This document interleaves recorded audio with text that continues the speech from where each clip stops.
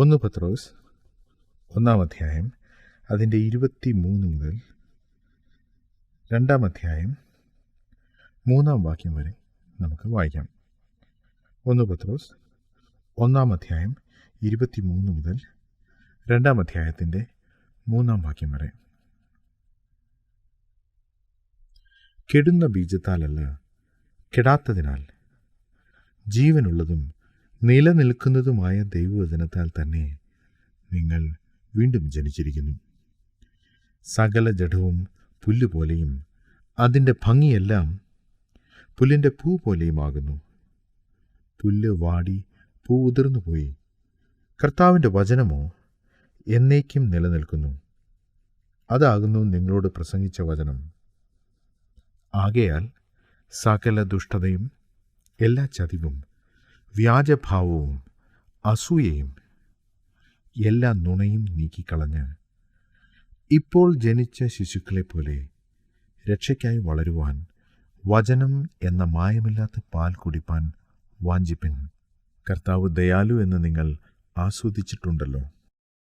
വീണ്ടും ജനനം എങ്ങനെ സംഭവിക്കുന്നു എന്ന് 1 അധ്യായത്തിൻ്റെ അവസാന വാക്യങ്ങളിൽ ചുരുക്കമായി സൂചിപ്പിക്കുന്നു.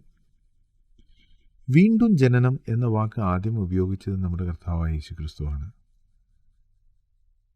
യഹൂദ മത നേതാവായിരുന്ന നിക്കോദിമോസ് രാത്രിയിൽ കർത്താവിനെ കാണാൻ വന്നു. അദ്ദേഹം വൃദ്ധനായ ഒരു മനുഷ്യനായിരുന്നു. യഹൂദന്മാരുടെ ഒരു പരീശനായിരുന്നു. എന്ന് വെച്ചാൽ ദൈവവചനം നന്നായി അറിയാവുന്നവനും അത് പഠിപ്പിക്കുകയും ചെയ്തിരുന്ന ഒരു മത നേതാവ്. മറ്റെല്ലാ പരീശന്മാരും ശാസ്ത്രിമാരും യേശുവിനെ തള്ളിപ്പറഞ്ഞപ്പോൾ യേശുവിനെ തൻ്റെ പഠിപ്പിക്കലുകളുടെയും അത്ഭുതങ്ങളുടെയും അടിസ്ഥാനത്തിൽ മുഖവിലക്കെടുക്കുവാൻ, സത്യമെന്തെന്ന് മനസ്സിലാക്കുവാൻ ശ്രമിക്കാൻ തയ്യാറായ ആളായിരുന്നു നിക്കോദിമസ്. നിക്കോദിമസ് യേശുവിൻ്റെ അടുക്കൽ വന്ന് പറഞ്ഞു, ഗുരു, നീ ഈ ചെയ്യുന്ന കാര്യങ്ങളൊക്കെ ചെയ്യണമെങ്കിൽ ദൈവത്തിൻ്റെ സഹായം ആവശ്യമാണ്. മുഖത്തടിച്ചതുപോലെയായിരുന്നു യേശുവിൻ്റെ മറുപടി. വീണ്ടും ജനിച്ചില്ല എങ്കിൽ നീ സ്വർഗരാജ്യം കാണുകയില്ല. ആ സമൂഹത്തിൽ ജീവിച്ചിരുന്ന ഒരു നല്ല മനുഷ്യനായിരുന്നു നിക്കോദിമോസ്. അതിനു പുറമെ യേശുവിനെ അംഗീകരിക്കാനും തയ്യാറായി. ഇതിൽ കൂടുതൽ എന്താ വേണ്ടത് എന്നായിരിക്കാം ഒരു പക്ഷേ നിക്കോദിമോസ് തന്നെക്കുറിച്ച് തന്നെ ചിന്തിച്ചിരുന്നത്. പക്ഷേ യേശു പറഞ്ഞു, ഇതൊന്നും പോരാ. നിനക്ക് പുതിയൊരു തുടക്കം ആവശ്യമാണ്. നിന്റെ പഴയതുകൊണ്ടൊന്നും ഒരു ഗുണവുമില്ല. സ്വർഗരാജ്യം നിനക്ക് കാണാൻ പോലും സാധിക്കുകയില്ല. നീ വീണ്ടും ജനിക്കണം. പുതിയൊരു തുടക്കം ആവശ്യമാണ്. ഇത് അല്പം കടന്ന കൈയായിപ്പോയി എന്ന് ചിലരെങ്കിലും ചിന്തിക്കും. എന്നാൽ ഇത് നിക്കോദിമോസിനെ സഹായിച്ചു. തനിക്ക് അല്പം കഴിഞ്ഞാണെങ്കിലും കാര്യം മനസ്സിലായി. യേശുവിൻ്റെ മരണശേഷം തൻ്റെ ശവസംസ്കാര സമയത്ത് നിക്കോദിമോസിനെ നാം കാണുന്നു. പല ആളുകളും വളരെ നല്ലവരായാണ് ഈ സമൂഹത്തിൽ ജീവിക്കുന്നത്. അതിനെല്ലാം പുറമെ യേശുവിൽ വിശ്വസിക്കണമോ അതിനും തയ്യാറാണവർ. ഇത്തരത്തിലുള്ള നല്ല ആളുകൾ. പക്ഷേ ഇങ്ങനെയുള്ള നല്ല ആളുകളെ നോക്കി യേശു പറയുന്നു, ഈ നന്മ കൊണ്ട്, ഈ നല്ല പ്രവൃത്തികൾ കൊണ്ട്, ഈ നല്ല റെപ്യൂട്ടേഷൻ, മാന്യത, ഇതുകൊണ്ടൊന്നും ഒരു കാര്യവുമില്ല. വീണ്ടും ജനിക്കണം. ഇന്ന് ചില ആളുകൾ വീണ്ടും ജനനം എന്ന വാക്കിനെ പരിഹസിക്കാറുണ്ട്. ബൈബിളിൽ അങ്ങനെ പറഞ്ഞിട്ടില്ലെന്ന് പോലും പറയാൻ ചിലർ മടിക്കുന്നില്ല. നമ്മുടെ കർത്താവ് പറഞ്ഞു എന്ന് മാത്രമല്ല, ഇവിടെ പത്രോസ് അപ്പോസ്തലൻ അക്കാര്യം വീണ്ടും പറയുകയാണ്. ചിലർ വീണ്ടും ജനനം പുനർജനനമാണ് അല്ലെങ്കിൽ പുനരവതാരമാണ് എന്നൊക്കെ പറഞ്ഞ് തെറ്റിദ്ധരിപ്പിക്കാറുണ്ട്. അതൊന്നുമല്ല വാസ്തവം. വീണ്ടും ജനനം എന്താണെന്ന് പത്രോസ് അപ്പോസ്തലൻ ഇവിടെ പറയുന്നു. ദൈവവചനത്താൽ വീണ്ടും ജനിക്കുക. നമുക്കറിയാം, നാം എല്ലാം നമ്മുടെ മാതാപിതാക്കളിൽ നിന്ന് ജനിച്ചവരാണ്. നാം ഈ ഭൂമിയിൽ ജനിക്കുവാനായി നാം ഒന്നും ചെയ്തില്ല. പക്ഷേ നാം ജനിച്ചു. ഇതുപോലെ തന്നെയാണ് വീണ്ടും ജനനവും. വീണ്ടും ജനനം മനുഷ്യൻ്റെ പ്രവൃത്തി കൊണ്ട് സാധിക്കുന്നതല്ല, മറിച്ച് ദൈവത്തിൻ്റെ ആത്മാവ് മനുഷ്യൻ്റെ ഉള്ളിൽ പ്രവർത്തിക്കുന്നതാണ്. ദൈവവചനമാകുന്ന വിത്ത് അവൻ്റെ ഉള്ളിൽ വീണ് അത് വളരുന്നതാണ് വീണ്ടും ജനനം. അത് ദൈവത്തിൻ്റെ പ്രവൃത്തിയാണ്.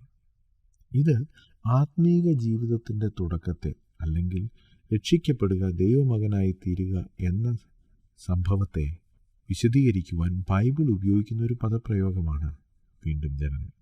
ഈ വീണ്ടും ജനനം അല്ലെങ്കിൽ രക്ഷിക്കപ്പെടുക എന്നുള്ളത് ആ വ്യക്തിയുടെ പ്രവൃത്തിയെ ആശ്രയിച്ചല്ല ഇരിക്കുന്നത്. ഒരു കുഞ്ഞ് ജനിക്കുമ്പോൾ ആ കുഞ്ഞ് ജനിച്ച ഉടനെ ആ കുഞ്ഞ് കരഞ്ഞതുകൊണ്ടാണ് അവൻ ജീവിക്കുന്നത് എന്ന് പറയുന്നത് പോലെ ഇരിക്കും. അങ്ങനെയല്ല, അവൻ ജനിച്ചതുകൊണ്ടാണ് അവൻ കരയുന്നത്. അതുപോലെ ദൈവാത്മാവ് ഒരു വ്യക്തിയുടെ ഉള്ളിൽ പ്രവർത്തിക്കുന്നത് കൊണ്ടാണ് അവൻ യേശുക്രിസ്തുവിൽ വിശ്വസിക്കുവാനും പാപങ്ങളെ ഏറ്റുപറഞ്ഞ് ദൈവമകനായി തീരാനും സാധിക്കുന്നത്. രണ്ടാമത്, ഈ ദൃഷ്ടാന്തം, വീണ്ടും ജനനം എന്ന ദൃഷ്ടാന്തം ഒരു വലിയ ആത്മീക സത്യം കൂടി നമ്മെ പഠിപ്പിക്കുന്നു. കാരണം ഇതൊരു ജനനമാണ്. ഒരു വ്യക്തി ജനിച്ചു കഴിഞ്ഞാൽ, ഒരു കുടുംബത്തിൽ ജനിച്ചു കഴിഞ്ഞാൽ, പിന്നെ ആ ജനനം ഒരു കാരണവശാലും ഇല്ലാതാക്കാൻ സാധിക്കുകയില്ല. നിങ്ങളിങ്ങനെ ചിന്തിക്കുക, ഒരു കുട്ടി ഒരു കുടുംബത്തിൽ ജനിച്ചു. തൻ്റെ മാതാപിതാക്കൾക്ക് അവൻ ജനിച്ചു കഴിഞ്ഞ് അവൻ വളർന്നു. കുറേ കഴിഞ്ഞ് അവൻ മാതാപിതാക്കളോട് വഴക്കുണ്ടാക്കി. മാതാപിതാക്കളെ അടിക്കാനോ കൊല്ലാനോ ശ്രമിച്ചു. അല്ലെങ്കിൽ അവർക്കെതിരെ കേസ് കൊടുക്കുകയാണ്. അവരെ കണ്ടമാനം ഉപദ്രവിക്കുകയാണ്. അവന് ചെയ്യാവുന്ന എല്ലാ ദ്രോഹവും തൻ്റെ മാതാപിതാക്കളോട് ചെയ്യുകയാണ്. ഇതൊക്കെ ചെയ്താലും അവൻ അവരുടെ മകനായി തന്നെ തുടരും. ഒരു കുടുംബത്തിൽ ജനിച്ച ഒരു വ്യക്തിയുടെ മാതാപിതാക്കളോടുള്ള പെരുമാറ്റത്തിൻ്റെ അടിസ്ഥാനത്തിലല്ല അവൻ മകനായിരിക്കുന്നത്. അവൻ മകനായിരിക്കുന്നത് ആ കുടുംബത്തിൽ ജനിച്ചതുകൊണ്ടാണ്. ദൈവ കുടുംബത്തിൽ ജനിച്ച ഒരാൾ, വീണ്ടും ജനിച്ച ഒരാൾ, വാസ്തവമായി രക്ഷിക്കപ്പെട്ട ഒരാൾ, ആ ആൾക്ക് ദൈവവുമായി ഉണ്ടാകുന്ന ആ ബന്ധം, ദൈവം പിതാവുമായിട്ടുള്ള ആ ബന്ധം, അല്ലെങ്കിൽ ദൈവമകൻ എന്നുള്ള ആ ബന്ധം, അതൊരിക്കലും നഷ്ടപ്പെടുന്നതല്ല. അതുകൊണ്ടാണ് കർത്താവും അതുപോലെ പത്രോസ് അപ്പോസ്തലനും രക്ഷിക്കപ്പെടുന്നതിനെ വീണ്ടും ജനനം എന്ന് വിശേഷിപ്പിച്ചിരിക്കുന്നത്. അതൊരു ഇറിവേഴ്സിബിൾ പ്രോസസ്സാണ്. അതൊരിക്കലും മായ്ച്ചു കളയാൻ പറ്റാത്തതാണ്. അപ്പോസ്തലൻ ഇവിടെ ഊന്നി പറയുന്ന മറ്റൊരു കാര്യം, ഒരു വ്യക്തി വീണ്ടും ജനിക്കുന്നത് ദൈവവചനത്താലാണ്. ഈ കാലത്ത് ദൈവവചനത്തിന് പകരമായി മറ്റനേക കാര്യങ്ങൾ നാം കാണുന്നുണ്ട്.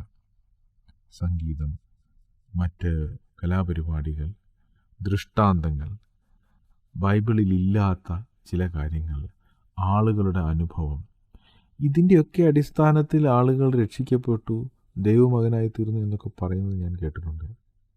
പക്ഷേ അപ്പോസ്തലൻ പറയുന്നത്, വീണ്ടും ജനിക്കണമെങ്കിൽ അതിന് ദൈവവചനം ആവശ്യമാണ്. ദൈവവചനം കൊണ്ട് മാത്രമേ വീണ്ടും ജന്മം സാധിക്കുകയുള്ളൂ. കാരണം ദൈവവചനമാണ് വിത്ത്. അത് ഹൃദയമാകുന്ന മണ്ണിൽ വീണ് മുളയ്ക്കണം. മറ്റൊന്നും മനുഷ്യ ഹൃദയത്തിൽ വീണ് വളരുകയില്ല. കാരണം അവയ്ക്കൊന്നും സ്വതവേ ജീവനില്ല. എന്നാൽ ദൈവത്തിൻ്റെ വചനത്തിന് ജീവനുണ്ട്. ജീവനുള്ള വചനം ഒരു വ്യക്തിയുടെ ഉള്ളിൽ വരുമ്പോൾ മാത്രമാണ് അവൻ വീണ്ടും ജനിക്കുന്നത്. ചില ആളുകൾ ദൈവവചനത്തിന് പകരം മറ്റു പല കാര്യങ്ങൾ പ്രസംഗിക്കും. എന്നിട്ട് പറയും അവർ സുവിശേഷം പറയുകയാണ്. തീർച്ചയായും അത്തരം പ്രസംഗങ്ങൾ കേൾക്കാൻ ആളുണ്ടാകും, പക്ഷെ അത് ആരെയും രക്ഷിക്കുകയില്ല, ആരുടെയും ജീവിതത്തിൽ നിത്യജീവനെ നൽകുകയില്ല.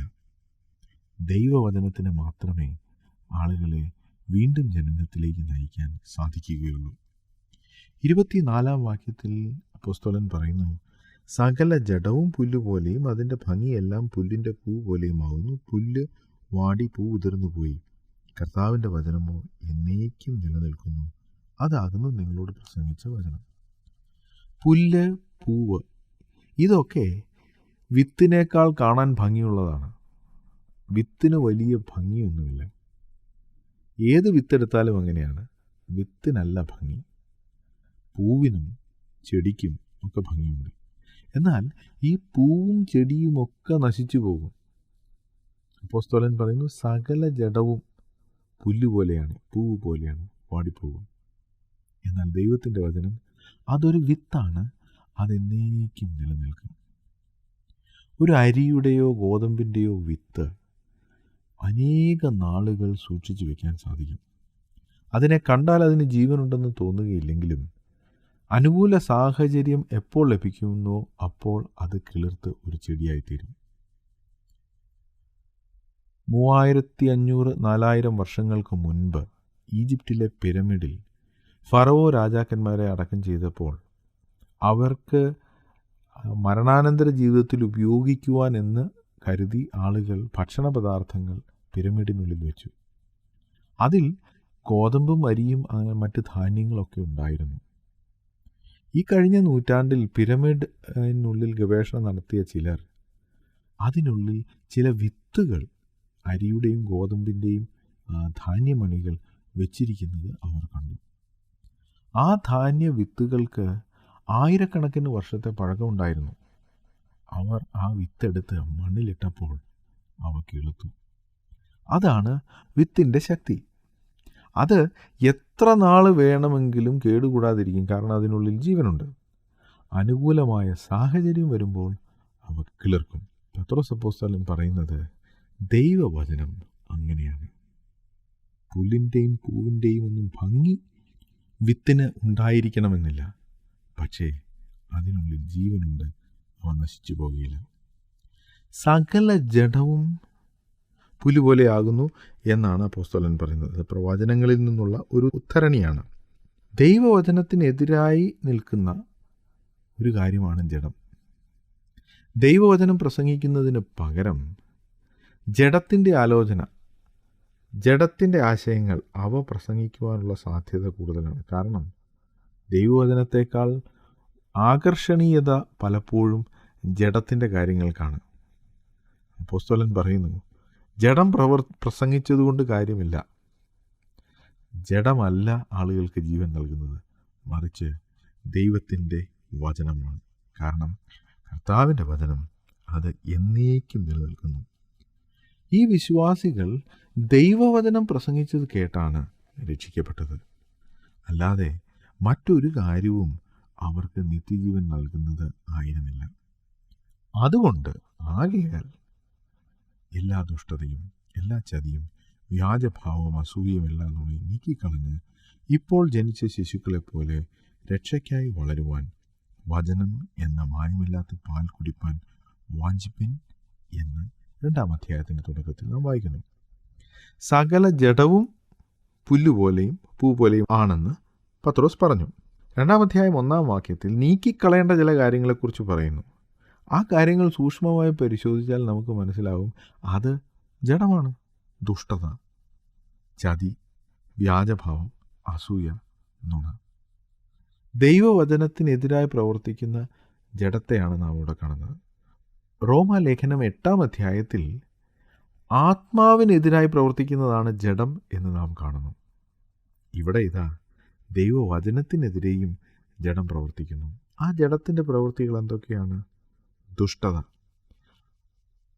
ചതി, വ്യാജഭാവം, അസൂയ, നുണ. ഞാനിങ്ങനെ ഒരു കഥ കേട്ടിട്ടുണ്ട്. ഒരിക്കൽ ഒരാൾ ഓഫീസിൽ ജോലിക്ക് പോകുമ്പോൾ ഷൂവും സോക്സും ഇട്ടാണ് പോകുന്നത്. അദ്ദേഹം ഈ സോക്സ് മാറുകയില്ല. എല്ലാ ദിവസവും ഒരേ സോക്സ് തന്നെ ഇട്ടുകൊണ്ട് പോകുന്നത് കൊണ്ട് തൻ്റെ കൂടെ ജോലി ചെയ്യുന്ന ആളുകൾക്ക് വലിയ ബുദ്ധിമുട്ടായി. കാരണം വലിയ ദുർഗന്ധമായിരുന്നു. കൂടെ ജോലി ചെയ്യുന്ന ആളുകൾ അവസാനം ഒരു തീരുമാനമെടുത്തു, നമുക്കൊരല്പം പൈസ പിരിച്ച് ഇദ്ദേഹത്തിനൊരു 2-3 പേർ സോക്സ് മേടിച്ചു കൊടുക്കാം. അതുകൊണ്ട് അദ്ദേഹം സോക്സ് മാറിയിട്ട് വരും. അപ്പോൾ ഈ ദുർഗന്ധം നമ്മുടെ ഓഫീസിൽ നിന്ന് ഇല്ലാതാകും. ഇതായിരുന്നു അവരുടെ ഉദ്ദേശം.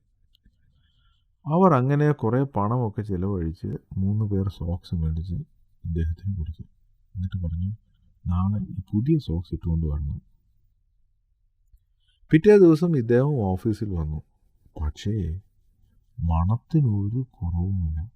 പഴയ മണം എപ്പോഴും ഉണ്ട്. സഹപ്രവർത്തകർ പെട്ടെന്ന് ഇദ്ദേഹത്തിൻ്റെ അടുത്ത് കൂടി അദ്ദേഹത്തോട് ചോദിച്ചു, ഞങ്ങൾ ഇന്നലെ സോക്സ് മേടിച്ച് തന്നില്ലേ? പുതിയ സോക്സ് ഇട്ടുകൊണ്ട് വരണമെന്നല്ലേ പറഞ്ഞത്? എന്നിട്ട് എന്താ പുതിയ സോക്സ് ഇടാതെ വന്നത്? ഇത് കേട്ടപ്പോൾ അദ്ദേഹം പറഞ്ഞു, എനിക്കറിയാമായിരുന്നു നിങ്ങളിത് ചോദിക്കുമെന്ന്. ഞാൻ ഇന്ന് പുതിയ സോക്സ് ഇട്ടുകൊണ്ടാണ് വന്നിരിക്കുന്നത്. ഞാൻ പഴയ സോക്സാണ് ഇട്ടുകൊണ്ട് വന്നിരിക്കുന്നത് എന്ന് നിങ്ങൾ സംശയം പറയും. അതിന് തെളിവിനായി ഞാൻ പഴയ സോക്സും ഇതിനടിയിൽ ഇട്ടിട്ടുണ്ട്. ഇത് കേൾക്കുമ്പോൾ നമുക്ക് രസം തോന്നും. എങ്കിലും പത്രോസ് അപ്പോസ്തലൻ 2-ാം അധ്യായം 1-ാം വാക്യത്തിൽ പറയുന്നത് ഈ കാര്യമാണ്. ദൈവവചനം എന്ന മായമില്ലാത്ത പാൽ കുടിക്കാൻ നിങ്ങൾ വാഞ്ചിക്കണം, അത് കുടിക്കണം. പക്ഷേ അതിനു മുമ്പ് നീക്കിക്കളയേണ്ട ചില കാര്യങ്ങൾ നീക്കിക്കളയണം. ആ ഓഫീസിൽ ജോലി ചെയ്യുന്നയാൾ പഴയ സോക്സ് മാറാതെ തന്നെ പുതിയ സോക്സ് അതിൻ്റെ മുകളിലിട്ടു. അതുകൊണ്ട് ഒരു പ്രയോജനവും ഉണ്ടായില്ല. ഇവിടെ നീക്കിക്കളയേണ്ട ചില കാര്യങ്ങൾ നീക്കിക്കളഞ്ഞിട്ട് വേണം ദൈവവചനം എന്ന മായമില്ലാത്ത പാൽ കുടിപ്പാൻ വാഞ്ചിക്കാൻ. നീക്കിക്കളയേണ്ടത് ഒന്നാമത്തേത് ദുഷ്ടത. അത് എന്താണെന്ന് ഞാൻ വിശദീകരിക്കേണ്ട കാര്യമില്ലല്ലോ. ഏത് നിലയിലുള്ള ദുഷ്ടതയും നമ്മുടെ ഉള്ളിലുണ്ടെങ്കിൽ നാം അത് നീക്കിക്കളയണം. ദുഷ്ടചിന്തകൾ വെച്ചുകൊണ്ട് ദൈവവചനം പഠിക്കാനും അത് മനസ്സിലാക്കി അതിൻ്റെ സഹായത്തോടെ ആത്മീയമായി വളരാനും ആർക്കും സാധിക്കുകയില്ല. സകല ദുഷ്ടതയും, ഇത് പല തരത്തിലുണ്ട്. അതുകൊണ്ടാണ് പത്രോസ് സകല ദുഷ്ടതയും എന്ന് പറയുന്നത്. എല്ലാ ചതിയും. ചതി എന്ന് പറഞ്ഞാൽ നാം ഒരു കാര്യം വാഗ്ദത്തം ചെയ്യുന്നു, അത് ചെയ്യാതിരിക്കുന്നു. അതാണ് ചതി. നമ്മെ വിശ്വസിക്കുന്നവരെ വഞ്ചിക്കുക, അതാണ് ചതി. ഇത്തരത്തിലുള്ള സ്വഭാവം നമ്മുടെ ഉള്ളിൽ നിന്നും മാറ്റണം. വ്യാജഭാവം. വ്യാജഭാവം എന്ന് പറഞ്ഞാൽ ഞാൻ അല്ലാത്ത ഒന്ന് ഞാനാണ് എന്ന് ഭാവിക്കുക. നമ്മൾ പലരും ഇതിൽ വലിയ വിദഗ്ധരാണ്. നമ്മുടെ മുഖം കണ്ടാൽ, നമ്മുടെ പെരുമാറ്റം കണ്ടാൽ നാം വലിയ ആരോ ആണെന്ന് തോന്നും, വലിയ ആത്മീയരാണെന്ന് തോന്നും. പക്ഷേ നമ്മുടെ ഉള്ളിൽ ദുഷ്ടചിന്തകൾ, നാം ദുഷ്ടത പ്രവർത്തിക്കുന്നവരായിരിക്കാം. എല്ലാ തരത്തിലുള്ള വ്യാജഭാവവും. അസൂയയും. അസൂയ എന്ന് പറഞ്ഞാൽ മറ്റുള്ളവർക്കുള്ളത് എനിക്കില്ലാതെ വരുമ്പോൾ എനിക്കുണ്ടാകുന്ന വിഷമം, അതാണ് അസൂയ. അതോടൊപ്പം തന്നെ എല്ലാം നുണയും. വാസ്തവമല്ലാത്ത കാര്യങ്ങൾ, അതിശയോക്തിപരമായ കാര്യങ്ങൾ, പൊങ്ങച്ചം, ഇതൊക്കെ പറയുന്നതാണ് നുണ. ഈ കാര്യങ്ങളെല്ലാം പൂർണ്ണമായി മാറ്റണം. എല്ലാ നുണയും എല്ലാ ചതിയും മാറ്റി ദൈവവചനമെന്ന മായമില്ലാത്ത പാൽ കുടിപ്പാൻ വാഞ്ചിക്കുക എന്ന് പത്രോസ് പറയുന്നു. ആത്മീകമായി വളരാൻ ഇതല്ലാതെ മറ്റൊരു വഴിയില്ല. ചില ആളുകൾ വിചാരിക്കുന്നത് ആത്മീയമായി വളരുവാൻ ചില പരിപാടികളിലൊക്കെ പങ്കെടുത്താൽ മതി. അല്ല, അങ്ങനെയല്ല. മറ്റു ചിലർ വിചാരിക്കുന്നത് ആത്മീയമായി വളരാൻ കുറേ സമയം പ്രാർത്ഥിച്ചാൽ മതി. മറ്റു ചിലർക്ക് കരുതുന്നത് ആത്മീയമായി വളരാൻ വേദപുസ്തകം വായിച്ചാൽ മതി എന്നാണ്. വേദപുസ്തകം വായിക്കുന്നത് തീർച്ചയായും സഹായിക്കും. അങ്ങനെയാണല്ലോ ദൈവവചനത്തെ നാം സ്വീകരിക്കുന്നത്. എന്നാൽ നമ്മുടെ ഉള്ളിലെ ദുഷ്ടത നീക്കിക്കളഞ്ഞ് ദൈവവചനം അത് വായിക്കുന്നത് നമ്മുടെ ഉള്ളിൽ ഉൾക്കൊള്ളണം. അല്ലാതെ വെറുതെ വായിച്ച് വിട്ടിട്ട് കാര്യമില്ല. നാം സാധാരണ പറയുമല്ലോ, ഒരു ചെവിയിൽ കൂടെ കേൾക്കുകയും മറു ചെവിയിൽ കൂടെ പുറത്ത് കളയുകയും ചെയ്യുക. അതല്ല ഇവിടെ ഉദ്ദേശിക്കുന്നത്. നാം സ്വീകരിക്കുന്ന, വായിക്കുന്ന, കേൾക്കുന്ന ദൈവവചനം നമ്മുടെ ഹൃദയത്തിൽ, നമ്മുടെ ഉള്ളിൽ ക്രിയ ചെയ്യാൻ നാം അനുവദിക്കണം. ആ ദൈവവചനം നമ്മുടെ ജീവിതത്തെ മാറ്റുവാൻ നാം അനുവദിക്കണം. ദൈവവചനപ്രകാരം നമ്മുടെ ജീവിതങ്ങളെ ക്രമീകരിക്കുവാനുള്ള ധൈര്യം നമുക്കുണ്ടാകണം. അങ്ങനെയാണ് ദൈവവചനം നാം സ്വീകരിക്കുന്നത്. അങ്ങനെ ദൈവവചനം നമ്മുടെ ഹൃദയത്തിൽ സ്വീകരിക്കുമ്പോൾ നാം ആത്മീയമായി വളരുന്നു. ദൈവവചനം പഠിക്കുകയും മനസ്സിലാക്കുകയും ചെയ്യാത്തവർ ശിശുക്കളാണ്. അവർ ഒരു പക്ഷേ ക്രിസ്തീയ മാർഗത്തിൽ വന്നിട്ട് വർഷങ്ങളായി കാണും. പക്ഷേ ദൈവവചനം പഠിക്കാത്തവർ ശിശുക്കളാണ്. അവർക്ക് വളർച്ചയില്ല. പ്രിയ സുഹൃത്തെ, താങ്കൾ ദൈവവചനം പഠിക്കുകയും വളരുകയും ചെയ്യുന്നുണ്ടോ?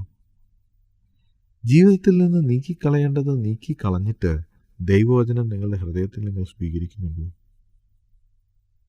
ദൈവവചനമല്ലാതെ മറ്റൊന്നിനും നിങ്ങളെ ആത്മീയമായി വളർത്തുവാൻ സാധിക്കുകയില്ല.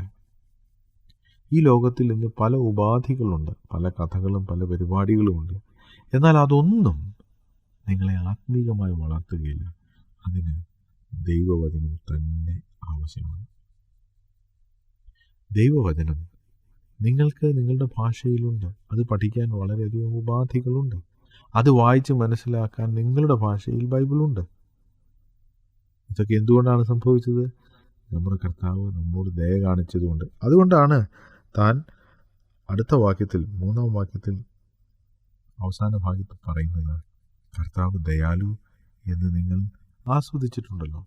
ഓരോ വ്യക്തിയും ആത്മീയമായി വളരണമെന്ന് ആഗ്രഹിക്കുന്ന കർത്താവ് നമ്മുടെ വളർച്ചയ്ക്ക് വേണ്ടതൊക്കെ നമുക്ക് നൽകിയിരിക്കുകയാണ്.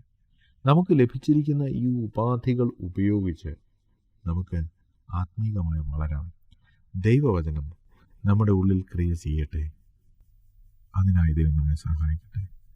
നിങ്ങളുടെ ദൈവമേ സ്വർഗീയ പിതാവേ, അവിടുത്തെ വചനത്തിനായി സ്തോത്രം. നിങ്ങൾ അവിടുത്തെ വചനം പഠിച്ച് മനസ്സിലാക്കി അതിൻ പ്രകാരം നിങ്ങളുടെ ജീവിതങ്ങളെ ക്രമപ്പെടുത്തുവാൻ നിങ്ങളെ സഹായിക്കണമേ. ദൈവവചനം പഠിക്കുക വഴി ആത്മീകമായി വളരാൻ നിങ്ങളെ സഹായിക്കണമേ. ഞങ്ങളുടെ ജീവിതത്തിൽ നിന്ന് നീക്കിക്കളയേണ്ടവയെ നീക്കിക്കളയുവാനുള്ള ധൈര്യവും വിവേകവും നിങ്ങൾക്ക് തരണമേ. യേശു കർത്താവിന്റെ നാമത്തിൽ തന്നെ ആമേൻ. ഞങ്ങളെ വിളിക്കുവാൻ ആഗ്രഹിക്കുന്നുവെങ്കിൽ 098802221957 എന്ന നമ്പർ ഉപയോഗിക്കുക.